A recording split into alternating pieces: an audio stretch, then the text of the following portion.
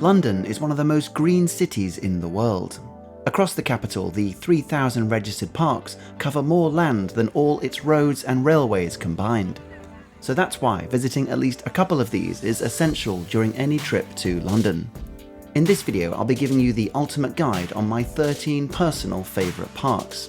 Interesting historical stories such as why there are no flowers in Green Park, some genuine hidden gems right in the West End, where exactly are the must-visit spots within these massive open spaces, along with the best routes for a Sunday afternoon stroll. Filmed over 5 years and multiple visits, this video will be covering all seasons for one big London park picnic. If you're new here, then welcome. We make travel movies from around the world, as well as our hometown of London. This is Suitcase Monkey, giving you everything I've got on how to experience London's best parks.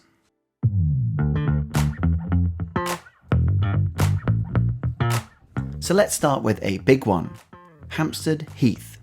We've spent numerous weekends visiting this vast woodland in the north of London and still enjoy a revisit. Stretching over 800 acres, this was the green space that inspired C.S. Lewis to write the Chronicles of Narnia. Arriving into Hampstead Station treats you to a lovely town vibe, especially along Flask Walk and its surrounding streets and neighbourhoods. We always enjoy window shopping for houses in this area, trying to figure out which is the best one that we can afford least. Two cafes I'd recommend along Flask Walk specifically are Olive and Sage and the Boulangerie Bon Matin, both of which do a great mixture of cakes, pastries and snacks. Our favourite path within Hampstead Heath then takes us to the Hill Garden and Pergola, a unique and somewhat abandoned landscape garden that is great to walk around and take in the views. Next to this, the area opens up further and offers countless benches for a picnic or rest. Then we usually head back east into the dense forestry of Hampstead, getting lost and always still somehow finding our way towards Parliament Hill with its views of the city. There are also numerous sites in Hampstead for swimming, from natural bathing ponds to a Lido, or as common people like to call them, a swimming pool. I'll link more information in the description if you think you can survive this unheated English dip.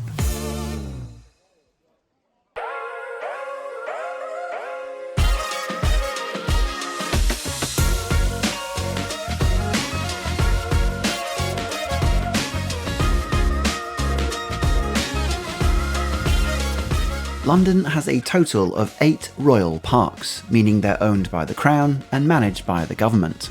Of these, Richmond Park is easily the largest, sprawling 2,500 acres. Created by Charles I in the 17th century as a deer park, for me it's still this park's local residents that sets it aside from the rest. You have a pretty good chance of seeing any of the 650 deer throughout the year at any time of day, and before you do, it makes for a fun trip, just keeping an eye out for them. Visiting earlier in the morning tends to give the most reliable results when the park is relatively quiet, but I'll link a good website in the description which goes into great detail about where and when to spot deer throughout the park. The other place to highlight when you're here is Isabella Plantation. This 40-acre woodland garden is in its peak late April into May, but is still worth a visit anytime as it's immaculately kept throughout the year.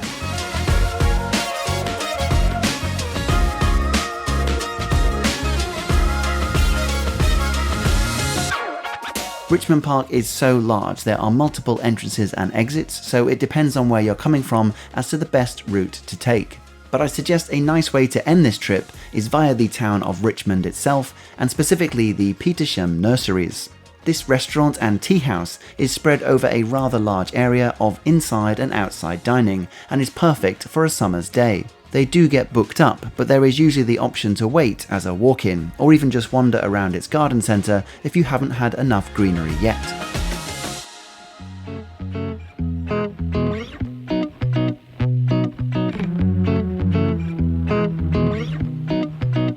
Now let's focus on more central London spaces, specifically the 3 most central, easy access parks: St James, Green Park and Hyde Park.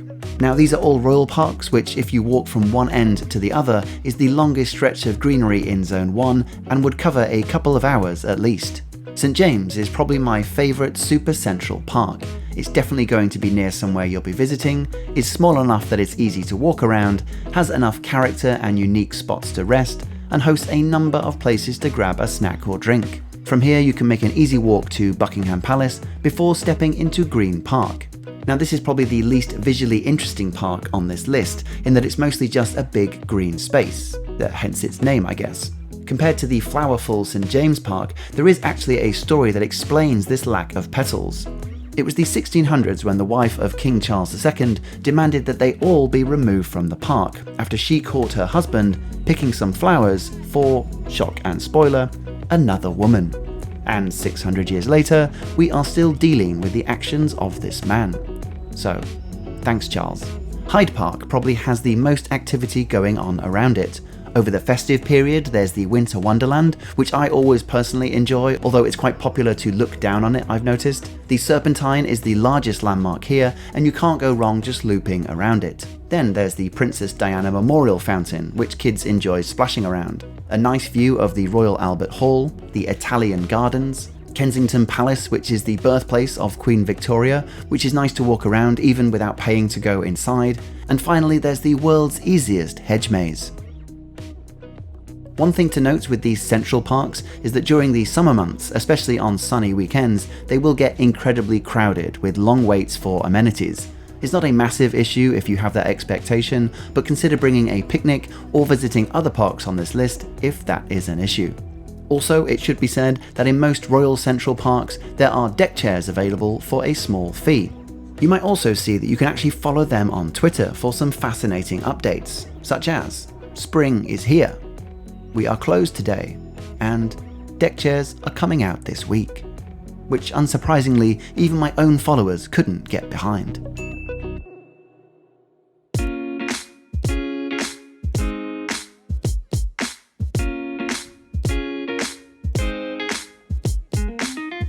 After St James Park, my other favourite central London park is Regents Park.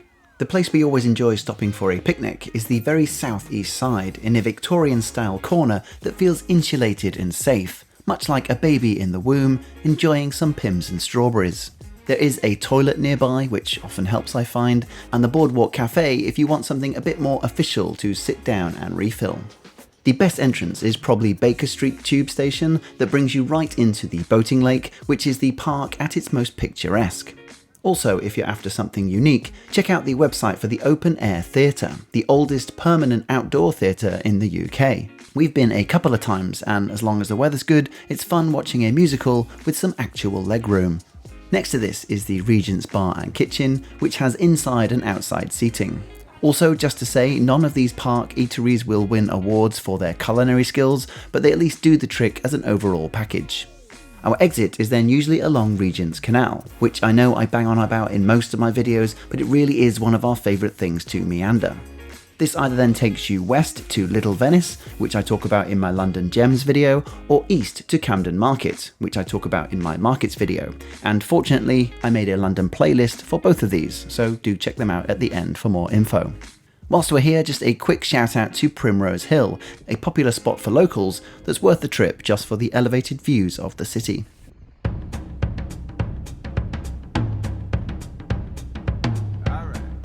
Next, a proper hidden gem that is the self-proclaimed oasis of calm right in the middle of London's crowded West End. This is a community-run, registered charity that's shaped in such a way it's really easy to feel like you've been transported out of the city. Since it's managed by a small team, do please respect this place. There's no bins, for example, but it is the perfect place to relax with a coffee and take a breath. A 20-minute walk along Kensington High Street from Hyde Park will bring you to the relatively small Holland Park. What makes it truly stand out is its Japanese garden, donated by the Kyoto Chamber of Commerce in 1991. A real gem that during the time of editing is probably about as close as I'll get to being in Japan. So do as I do, buy some sushi from Wasabi and tell yourself it's exactly the same as being in Tokyo. It's exactly the same as being in Tokyo. Speaking of local parks, Victoria Park in the east is right up there. It was first proposed in 1840 as a living memorial to the reigning queen and acknowledging the city's expansion into the suburbs. Again, we often arrive here after a long canal walk from the west, but it's a pretty spacious park with a number of things going for it. The densest part is the southwest corner, where the Chinese pagoda dominates the skyline.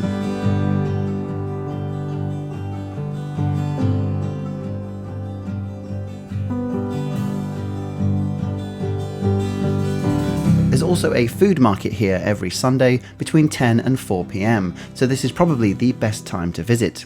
If you're feeling really energetic, we usually then continue walking east, where highlights include this incredibly elaborate drinking fountain, English gardens, wetlands, and then out of the park, again along the canal, into the Olympic Park, home of the 2012 Games. There are some cool bars in this area where the canal turns into a T-junction, and it's worth a walk up and down just to see what takes your fancy. All in all, this is a long route, but great if you've got a whole afternoon and are happy to just go with the flow for whatever you bump into along the way.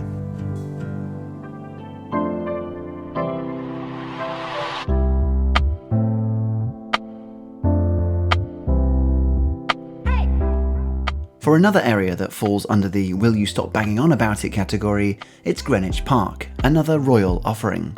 My third favourite London park, it's a short train journey from central London, but somewhere I always recommend. I'd suggest arriving into Blackheath station and walking north into Greenwich Park and then down into Greenwich Village, or vice versa.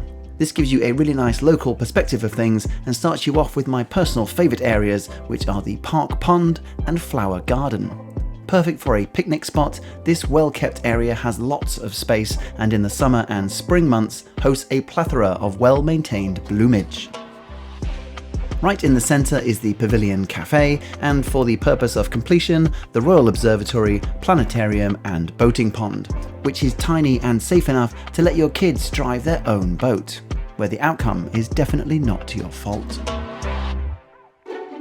Okay, so we're all probably getting a little bit tired now with all this walking, so I just have 3 more to go and I'll cover the next 2 relatively fast.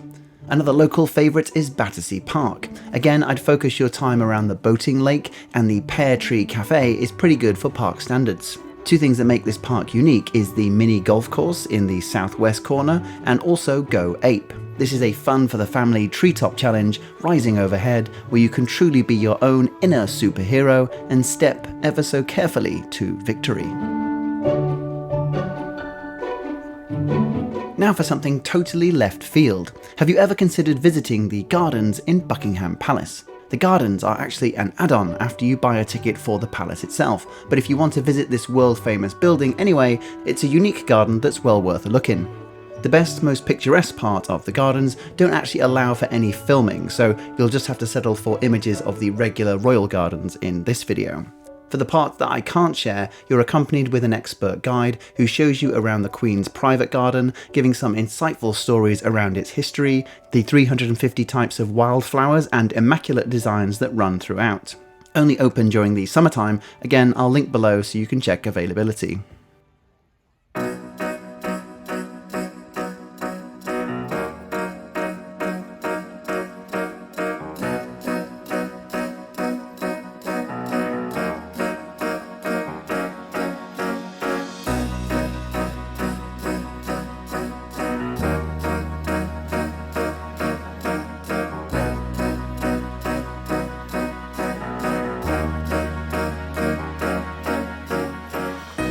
I've left Kew Gardens as last, as it's a top 5 for me and we usually make 1 trip a year. This paid-for park is the furthest out on this list and will take up most of your day. But this World Heritage Site is home to 50,000 living plants, making it the Disneyland of nature. Temperate House is an enormous warm greenhouse, home to 1,500 species of tropical plants from all over the world. Palm House, the iconic building of Kew, is a living science lab dedicated to rainforests, with leaves that are bigger than your wife. Rainforest plants only cover 2% of the world's surface, but contain over 50% of the world's species, and you'll get to explore them here, up close and personal. There's also the Prince of Wales Conservatory, a glassy labyrinth leading you through a series of exotic ecosystems. This is actually where the recent discovery was for the world's largest water lily, and now also newest species, that's been sitting here in plain sight for years. Then there's the Treetop Walkway, the Great Pagoda, afternoon tea at the Botanical Brasserie, and during the winter months, Christmas at Kew. But hold that thought for a second about Christmas, as I'm planning on releasing a festive London video, so we'll revisit Kew Gardens this winter. As mentioned, if you've gotten this far, I've made a London playlist covering London's most popular things to do, so feel free to check that out. Please give this video a thumbs up if you've gotten this far, and comment below to help spread the word, which then encourages me to make more guides like this.